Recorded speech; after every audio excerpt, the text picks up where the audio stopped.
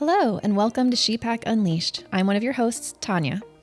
I'm Nicole. Welcome to your weekly dose of candid discussion and the pursuit of finding your tribe in this journey of motherhood, womanhood, and sisterhood. I'm Ashley. Join us as we leave no stone unturned. In each episode, we have heart-to-heart conversations that aim to challenge and empower one another. I'm Jenny. No more waiting. ShePack Unleashed begins now. Hello, everyone. Welcome to this week's episode of ShePack Unleashed. You're here with the He Pack again. Woo, woo, woo. Woo, woo. You. They either made a good decision or a bad one to invite us back, but we are here today to share our experiences with vasectomies. And your name is? I'm Bob. I'm married to Ashley. I'm Beto. I belong to Jenny. I'm Steve. I'm with Nicole. And I'm Landon, and I'm married to Tanya.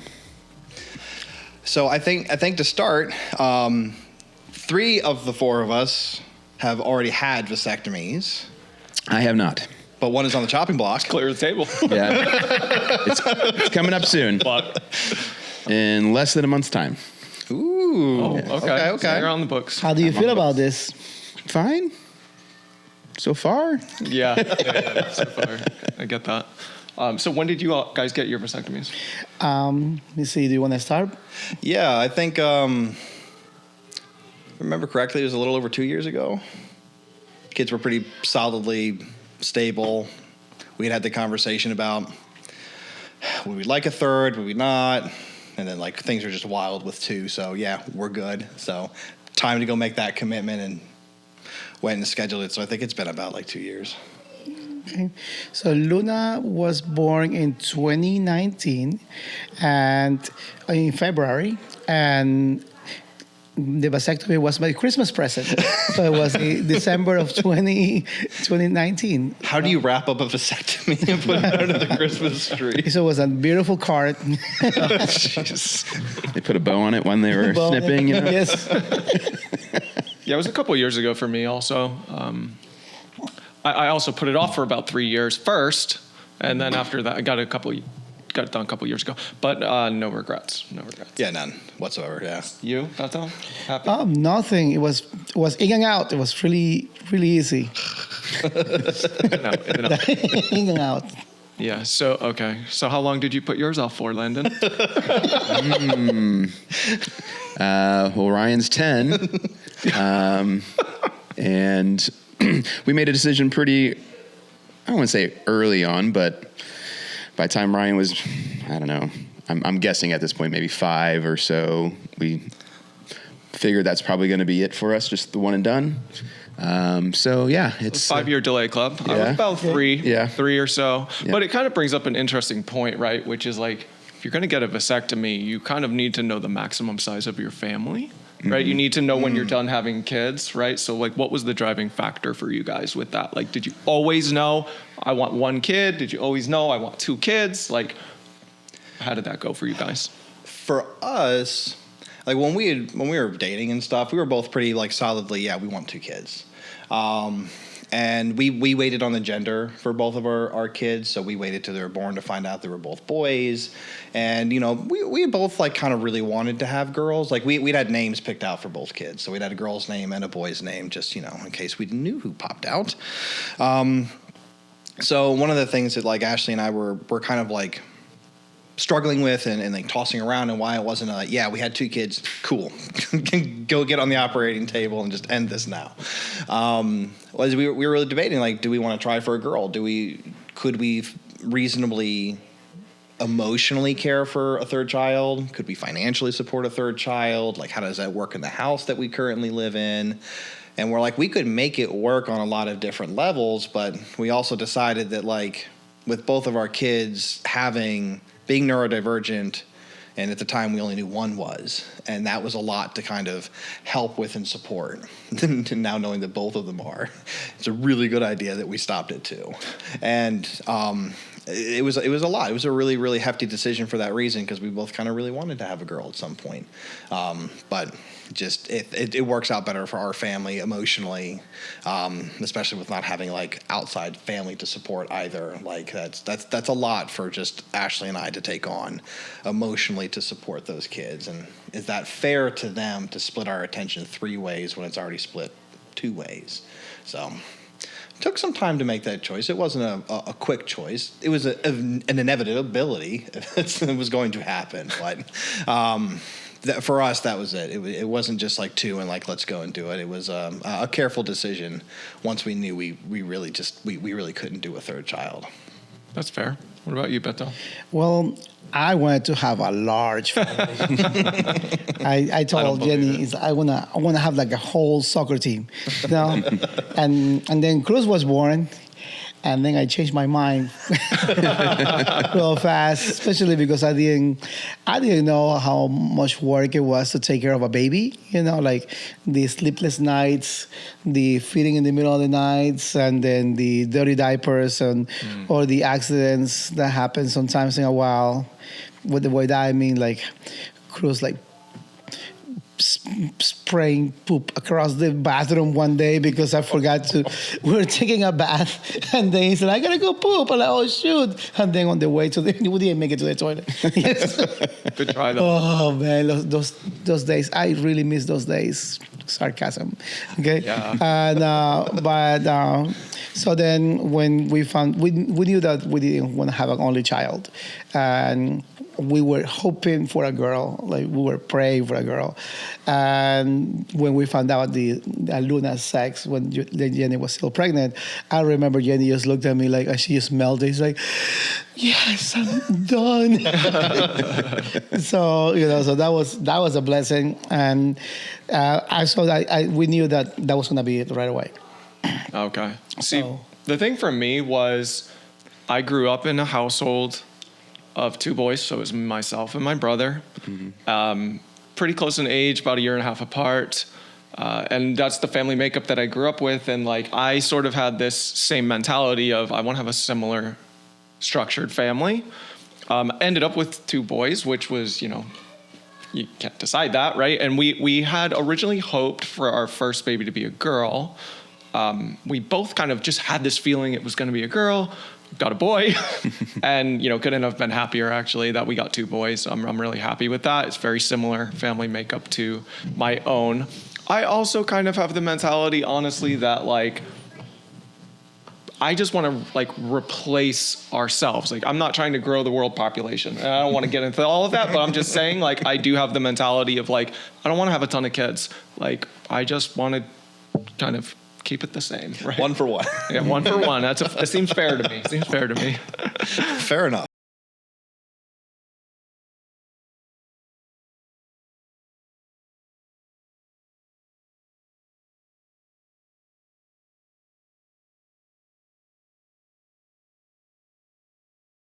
Point that I was going to do it. What about you, Landon? I thought we would have 2 kids. And then, we had, Tanya had some complications, during pregnancy with Ryan. And then just kind of the postpartum after it, I think, it took a while for Tanya to work through everything that happened, years and whatnot. And so I think that definitely played a big part in just doing the one. We were, I'm a little bit older than Tanya too. So I was 37 when we had Ryan. Tanya was 37 and 36, 30. So we were a little bit older. I met Tanya a little bit later in my life. And she's 6 years younger than me. So that all played a factor too, I think, for sure. But I think just the emotional ride of the first one was the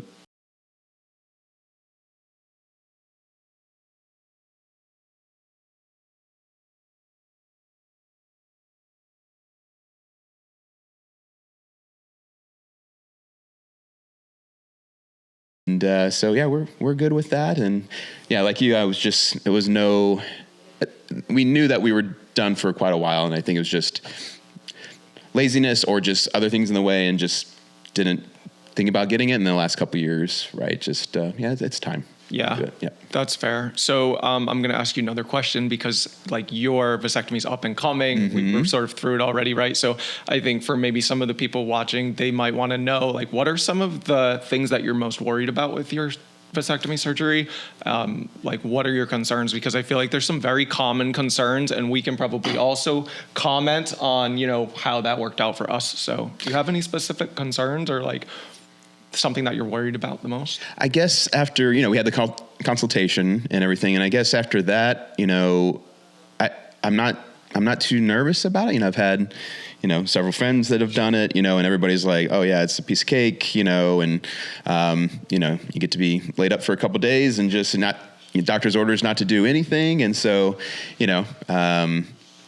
always just never standing still when I'm at the house and stuff like that. So it'd be nice just to like chill and not worry about getting chores done or, anything else done. So, Nicole did not have sympathy for me for any of that. She was like, oh, you're being such a baby. Yeah. Same here. Okay.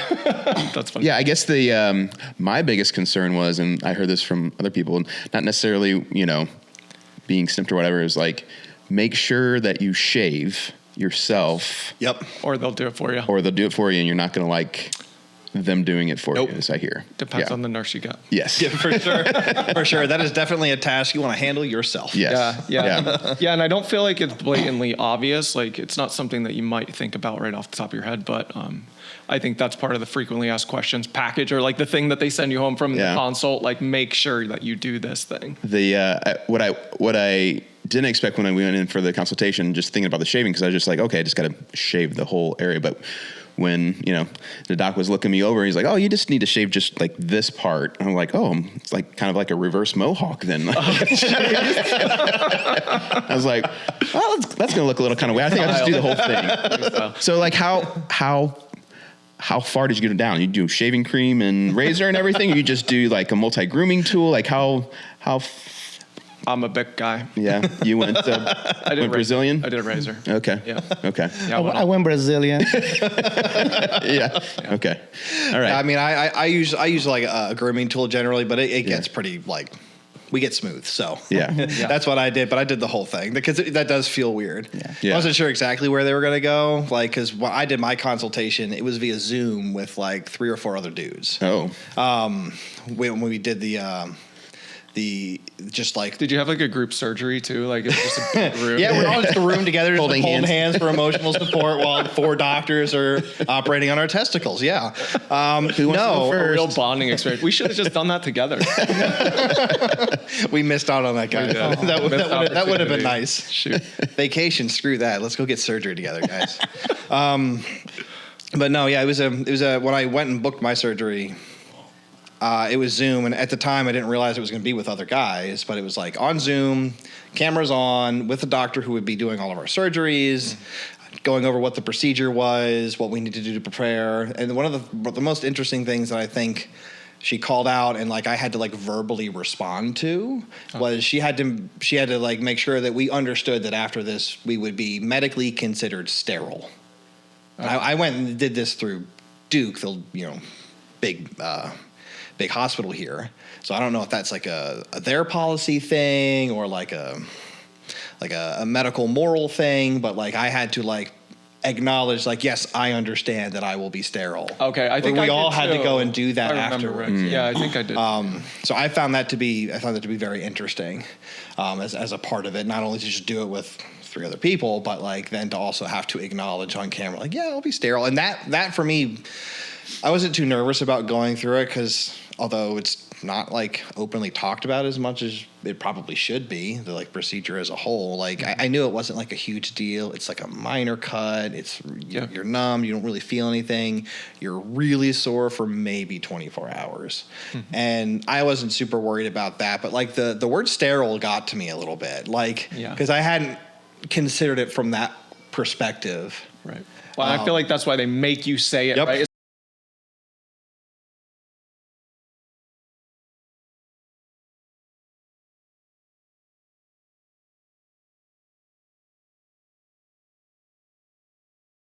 So that for What do you need? For me, that was like I had to sit with that for a couple days, and like it didn't deter me from doing it, but that was kind of like one of those like existential things, Sure. a big change and moment in your life. You're like, okay, well, I don't want to have kids anymore. I'm cool with the two I've got, but like also it did feel a little weird to not have that anymore, or to know at that point it's coming.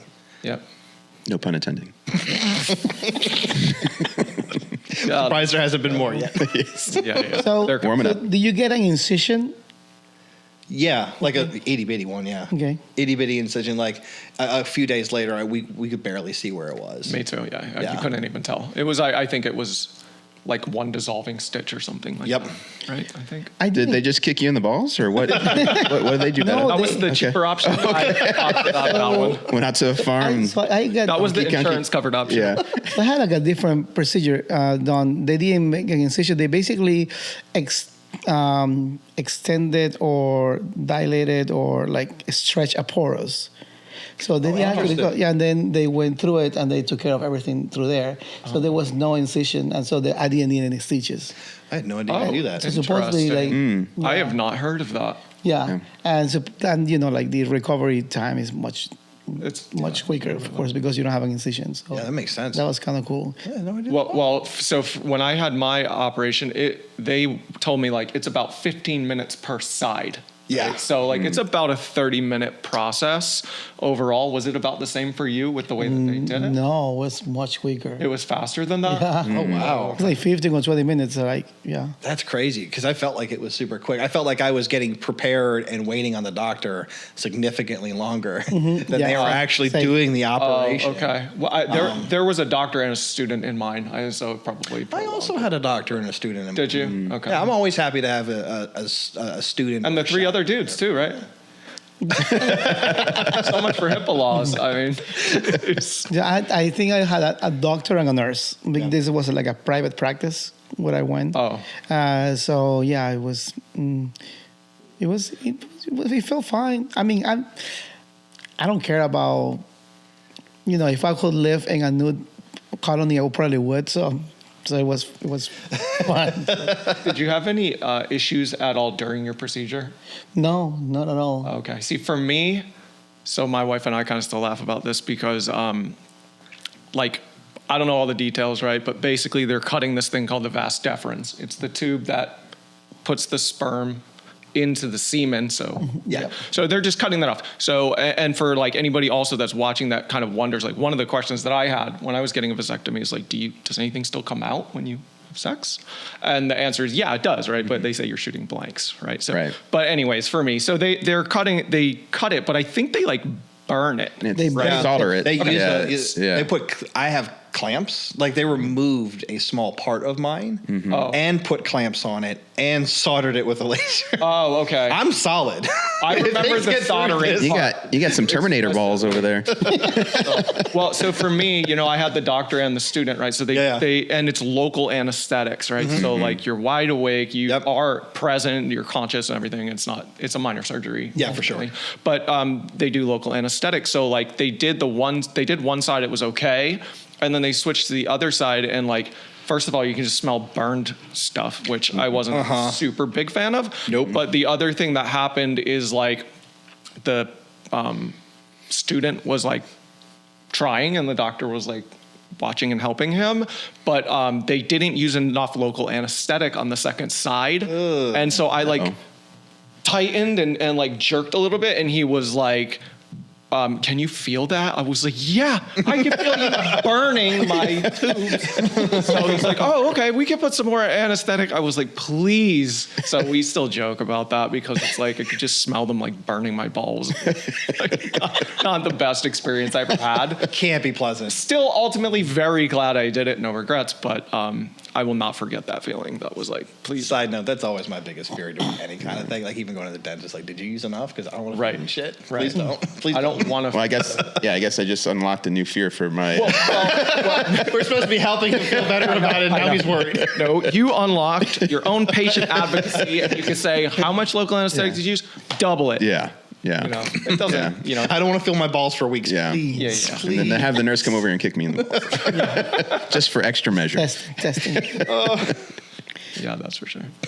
So did you guys, I know that they, prescribed me a Valium. Did you guys do any Valium before the procedure or give you another sedative or no? I don't think so. Cold I would have turkey. happily opted in on that. I don't remember that being an option. Did you guys? No, nothing before, and I don't Did you think get any pain management afterwards either, other than like Tylenol or take a something? couple Advil, you'll be all right. Yeah. An ice pack. I think they That's gave me good an though. ice pack. I mean, I would take the option if they had given. Yeah, so you can, it's optional. And if you're going to drive yourself home, you can't take, Right. For take sure, it. yeah. So did you guys drive yourself home or did?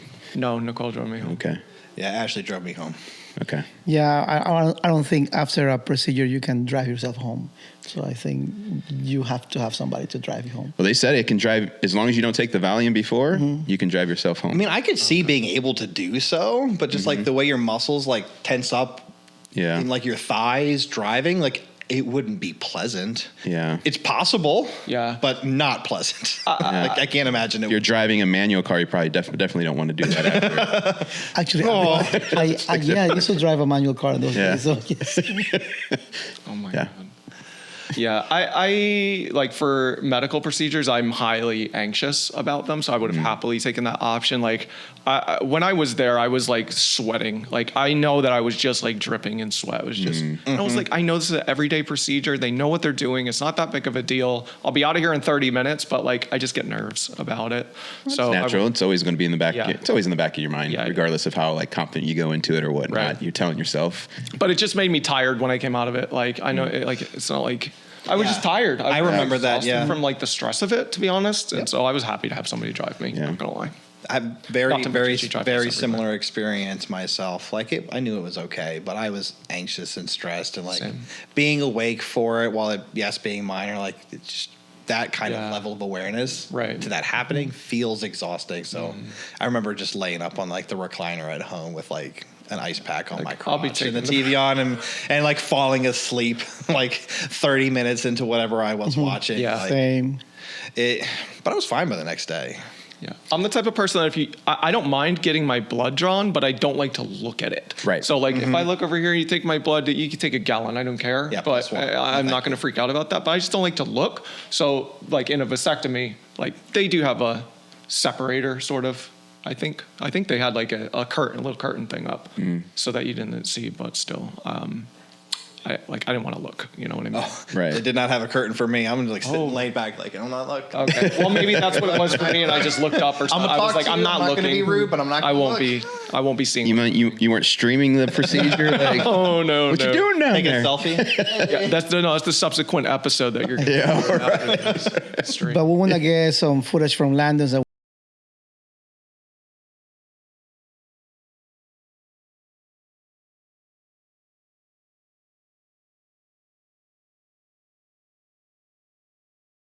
didn't feel anything, but it's kind of like at one point it felt a little bit weird when there's somebody down there and they're like, especially for me, it was like they were pulling skin apart and then Yeah. working in there. So it's like that little, okay, I guess that was a talk. They're talking something. I guess that you're trying to guess what they're doing, right? Like, I guess that was a snip. That's it. There's no coming back. So, but I recovered pretty fast. I mean, it was so quickly, and it looked that I was so well recovered that since it was right before Christmas, Jenny was like, "Hey, can you put the Christmas tree up? Can you bring the stuff down from the attic and all this stuff?" And I was doing it, and I think it was Nicole, the one that told Jenny, like, he actually just got a procedure. You need to just leave him alone for a couple of days. Yeah. Jeez. Well, she didn't leave me alone. Seems ironic. She's just looking out for other people, not necessarily you. Cool. You don't count. So the recovery part, I've heard using like a bag of peas. Do you guys do that? So a couple guys in our neighborhood that we're friends with who had it, they shared the bag of peas with the other guy because they were like only like a week apart or a couple weeks apart. So one of them had a big bag of peas, and once he was done, he gave it over to our other friend. Together and was the size there? Yeah, it was picking little things out of her. Yeah. Well, Oh my God. your neighbors, they support each other a lot. Very close. Close knit community there. Yeah, I mean, they didn't. I need the crotch piece. Yeah, they didn't. They didn't have a shared vasectomy on Zoom like Bob did. But, Baby steps. yeah, right. You got there. Yeah. You got there. The one thing that I do remember when I left the room, I said, I feel fine. So I was just walking fine. And then right outside, there was this African-American guy. He was big, like he was like close to like 250 pounds, maybe like 6'5". And he was sitting, his head was down. He looked so scared. He looked at me. His eyes were wide open, kind of like, like say like, am I doing this? Like, and he looked, like his face was telling me like, how did it go? And I said like, that was nothing, man. I was like, for real? He's like, yeah, it's nothing. Don't just go in there, you won't feel anything.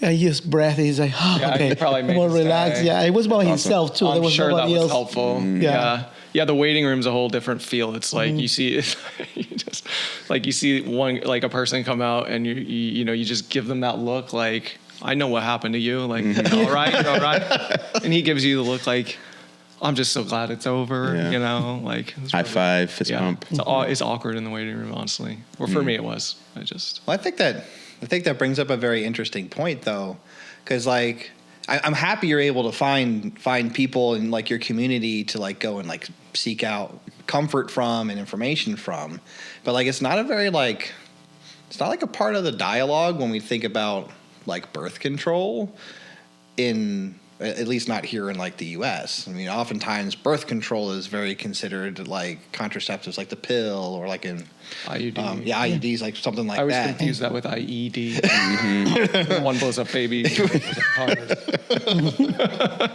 Ticking time bomb. And then and everything that has to do with birth control. We always think about it's just a woman's thing that they need to take care of it. They never talk about like that this can also be done from the male's perspective. Right. For sure. That's for fair. sure.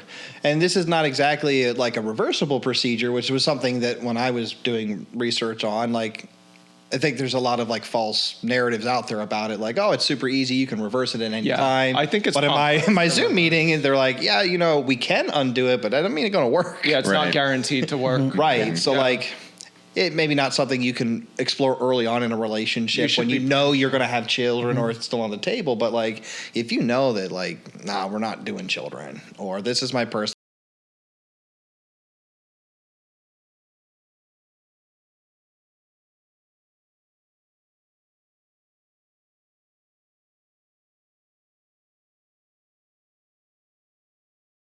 control item for it. Like there's a magnet on the board for birth control. So like it moved to my side of the board when it was time to start like booking the vasectomy, researching it, going through the preliminary appointment, going and actually getting it done. But I'm just super happy finally, because I remember I texted Beto because he was the only dude I knew at the time who had a vasectomy, and it's not like accurately talked about. It's like your experience with parenting. Like no one told you how messy it is to be a parent. Yeah, I agree. If people don't talk about the reality of it, and this is another thing that like it's cool that we can come here together and we can talk about it. Yeah, that is cool. It's an important narrative. It's not a big thing to go and do, especially if you know you're not going to participate to increasing the population anymore. Right. And did you do your lab testing after your procedure? I did indeed do my lab testing. How about Beto? you guys?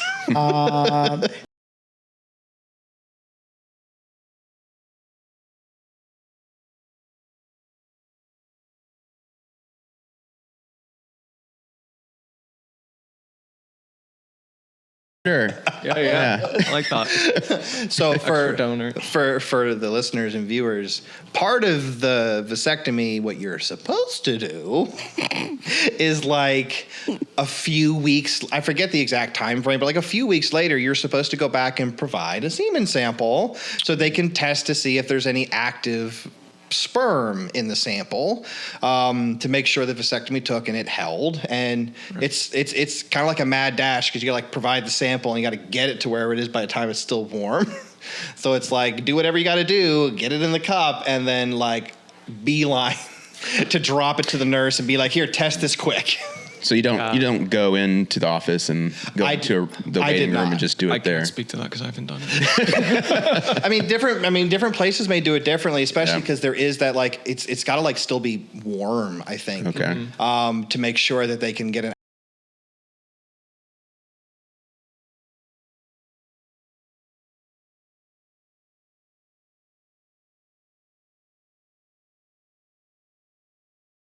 I don't think they gave me the option to come back in and do it. Okay. It's like, here's the cup. Yep. Here's the appointment. Here's your drop-off appointment.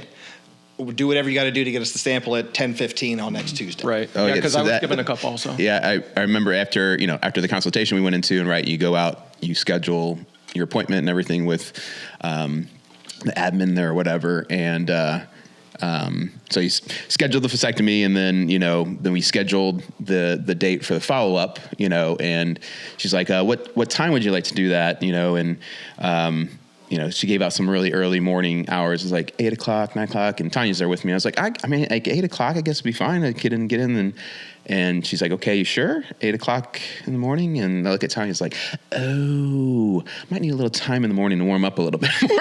I'm gonna jump out of bed and, do the D. Right? That's funny. I was like, okay, 10 would be better. 10 would be better. Yeah. Yeah. Okay. And as far as the waiting period thing goes, I think it's like 3 months. Yeah, I They think say something like 20 That might be, times yeah. or something to get the sperm out of your system. So Oh, I yeah, think it's yeah. like 3 Yeah, months yeah. later, because otherwise you're going to test like as if it didn't Yeah. work. So for me, I think the reason why I kind of forgot and this thing go back it was because of COVID, because I got it in January 29, 2020. Oh, yeah. Yeah. Well, yeah. That would line up. Yeah, December 2020, and then 3 months later was COVID, so we didn't go anywhere. So I couldn't go back and get it, and then I was like, yeah, it should be fine now. So that's why I didn't get it done. I offered no excuses. I just didn't do it. Didn't do it. It just didn't go. We appreciate your honesty. To be fair, I have always felt like I've had this safety net because Nicole has an IUD, Yep. right? And it's like, okay, well, it's definitely not going to happen. And then, but once I think she doesn't have an IUD, I'll be a little more scared because I don't want any more kids. So I don't want any accidental kid. I don't want any more kids. Period. I know that Jenny wants to take the IUD off. So so does Tanya. Yeah. yeah.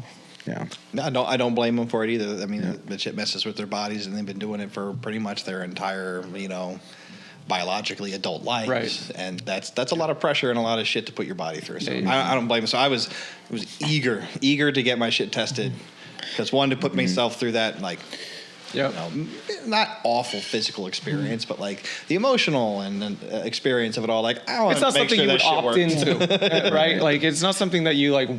Let me do this with my day. Yeah. Yep. But at the end, you're like, oh man, I'm so glad I did that. Oh, like, for I'm sure. Well, maybe because we miss on the having this experience together, like doing the surgery together. Maybe we can do the testing together. yeah, let's go do the testing together. Sure. I'm sorry. Everybody bring your bottles. That's the next episode of the Heat Pack, right? Episode of the Heat Pack. How did it go? Tune in. We're gonna lose them viewers. We're getting closer together every day. Yeah. So after you got the procedure done, and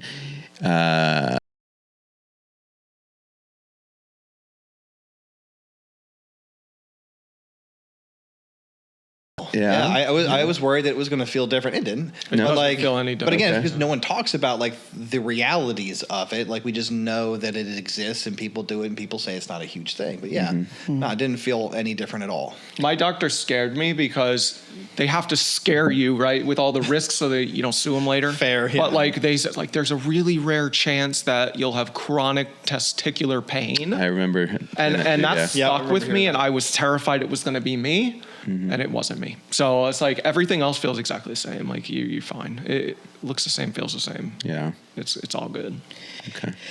So I did have a scare, okay? Because when, like, you know how you get like the morning erection, Oh yeah, right?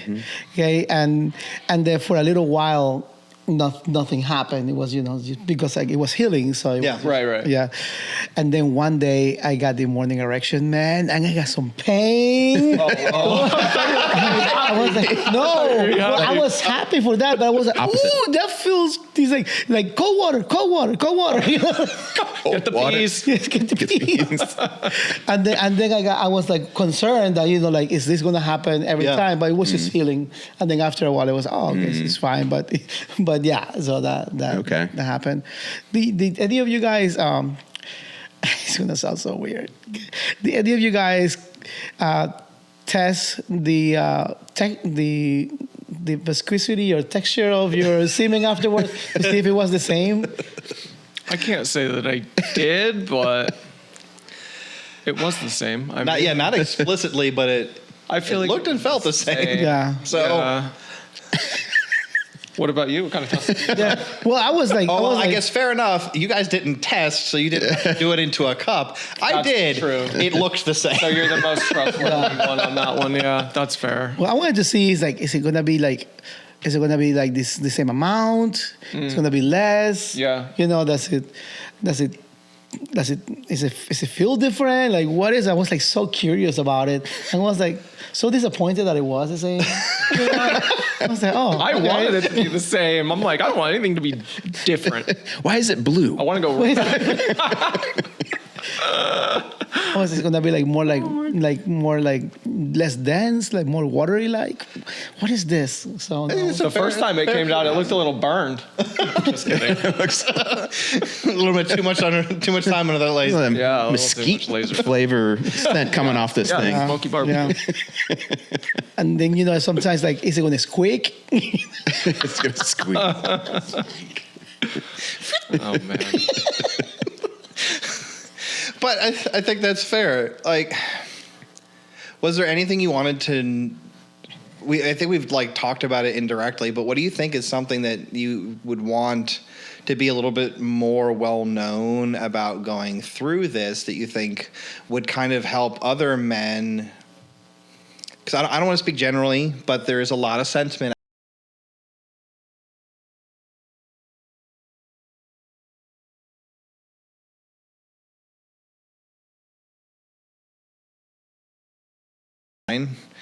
What's something you think we could share with these other men to kind of like change the narrative around it and like help people understand a little bit better what really is a vasectomy? Like, what concerns can we quell? I think the first one is like, it's okay. And it's okay to talk about it.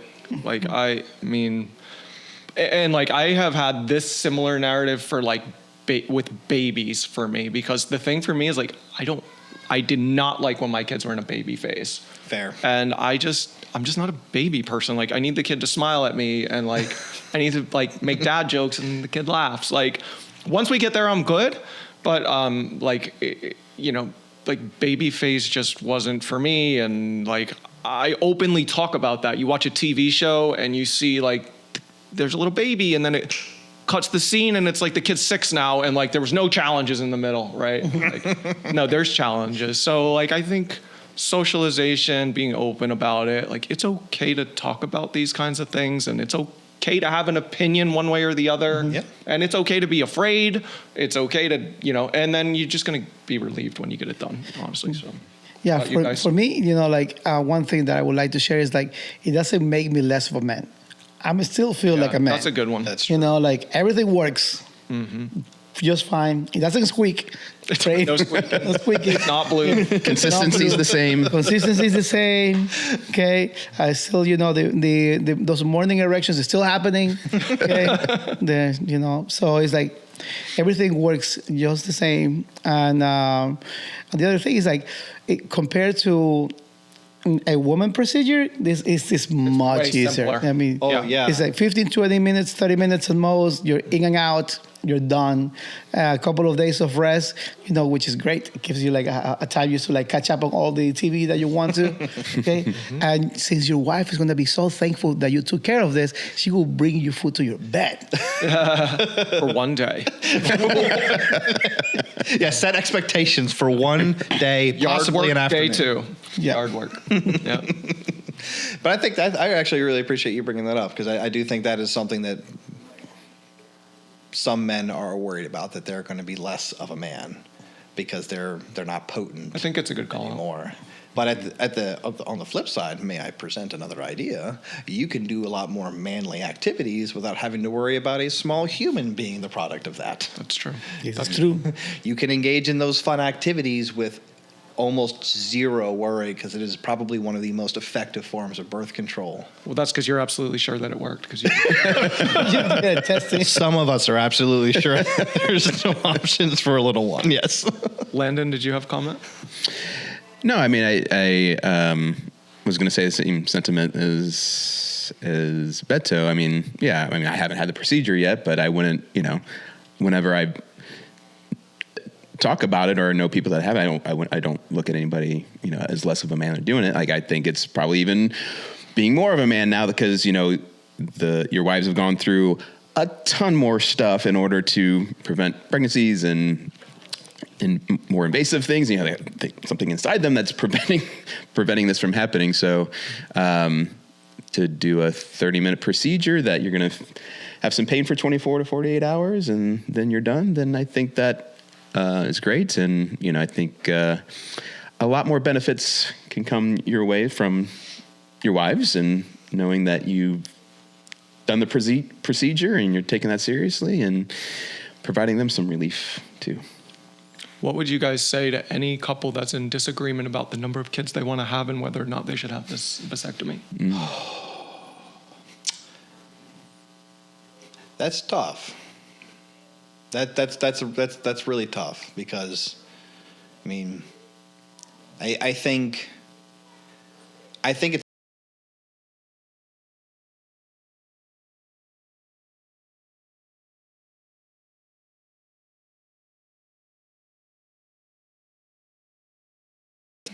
It's not the effects of having said children. They don't physically impact me whatsoever until they're born, and I'm exhausted from trying to care for them. But then my wife is also that after doing 9-10 months of growing a human being inside their bodies. I don't know, from just like a logical standpoint, it feels tough to ask somebody to go through that much labor if they don't want to. Sure. And I think it's okay to, at the same time, respect your wife's wishes for, I can't do another baby. I can't. X was too hard. Y was too hard. We can't afford it. I can't give that much emotional attention to any of these very valid reasons for wanting to stop having children. You can feel sad because you wanted 5 kids, and I think that's okay. And I think that's something to learn and work through. There's this wonderful thing called therapy that you can go do and talk about these things and work through it and come to peace with it. Because if you love that person, there is commonality to find. And especially with kids, there's just so much more to children than the number of them. And I feel like some folks get lost on that. I really wanted 3 babies, but do you know what 3 babies is? Right. To care for 3 humans, do you know what that means? And if you can't really articulate that, then take Zone a step defense. Yeah. Man to man. That has always been my thing for 2 children. If we can't go 1 for 1. 1-to-1. I like if we that can't too. go for 1, and I'm blessed people who can do 3 or more, but I could agree. Not. I could not. All are doing great if you're doing that. Yeah, I think that especially I have friends that have like a lot of kids. From 5 to 6 children. I don't know. I do not know how they can manage that. My hats off to them because they're great.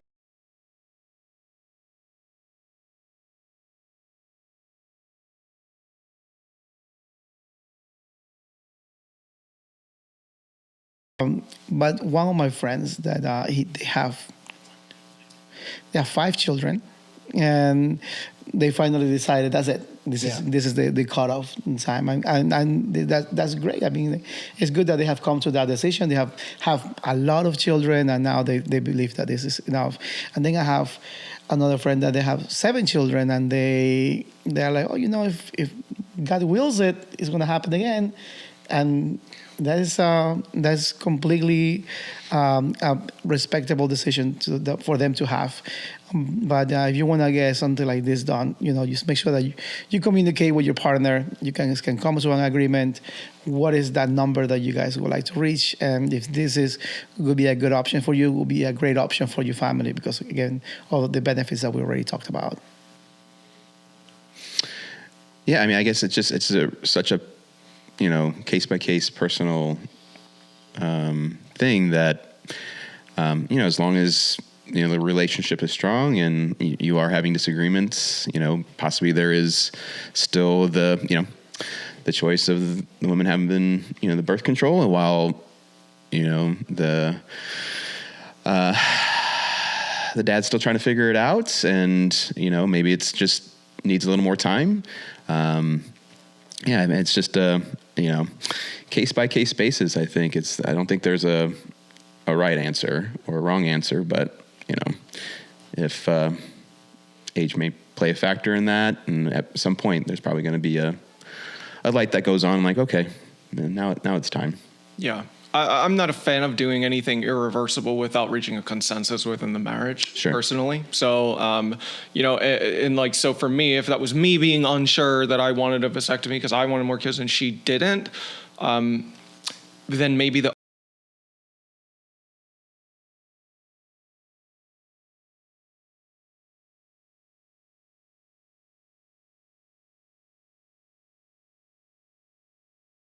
in agreement. We never had that issue, but I thought it was an interesting question because, there are for sure people out there who are having this conundrum you got to solve, right? So, okay, cool.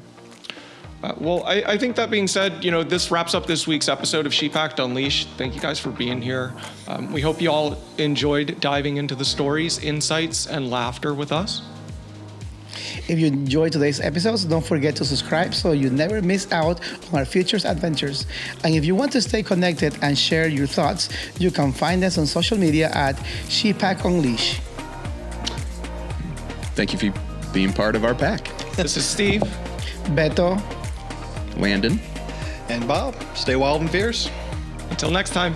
Woof, woof, woof, woof.